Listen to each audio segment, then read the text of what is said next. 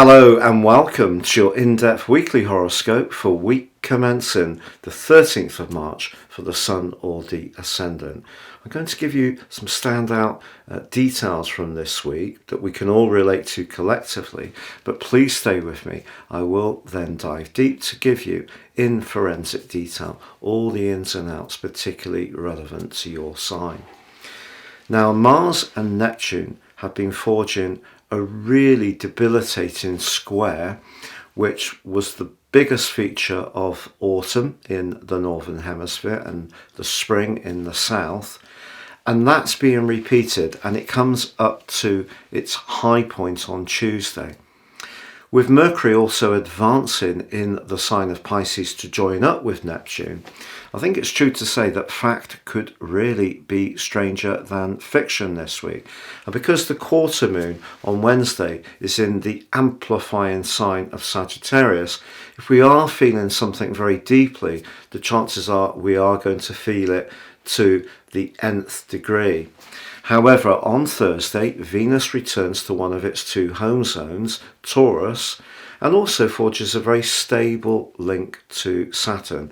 And I think that can be very helpful to get our feet on the ground, to try to decipher what's really what. And also, the angle between Venus and Saturn links in nicely to the Sun's final moments in the sign of Pisces, where Saturn is as well, which forges a great sextile to the planet of change, Pluto. So something in our world could transform as this week goes on. Also, as the week draws to a close, Mercury emerges from that fog of that link with Neptune, which can be very challenging because Mercury's debilitated in the sign of Pisces, and it emerges into the fiery Aries, preparing us for the vernal equinox, which is going to occur on the first day of next week in the sign of Aries, when we start the whole astral journey again. So that gives you a little bit of a flavour.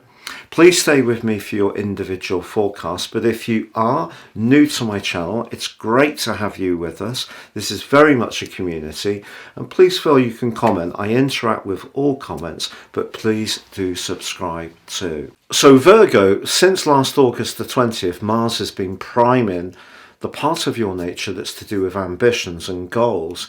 And obviously Mars is a lot to do with drive and passion. So if you have changed your job, or even within an existing one, started to think about how you would like to alter things going forwards, then Mars has, despite its retrograde, probably been quite a thought-provoking energy. But this week it does clash with your ruler Mercury and also Neptune in your sector of relationships.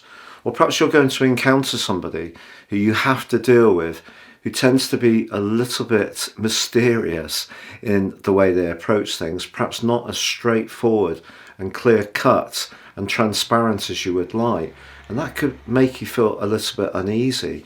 There may be someone even within your family with the quarter moon on Wednesday who's equally proven quite baffling in the way that they're not giving you the straight and direct answers you want. The great news, however, is that Venus moves on Thursday into the part of your situation which is very much to do with the higher truth around relationships. It also forges a great and stable link with Saturn in that 7th house. So you can cut through the fog eventually, and also the Sun's link with Pluto is very transformational in an extremely positive way, with Mercury, the planet of commerce, moving into a deep part of your scope as the week draws to a close. This will give you an even greater gift, which you have in spades generally, to analyse things, but get beneath the surface and understand what people really mean rather than necessarily what they're telling you.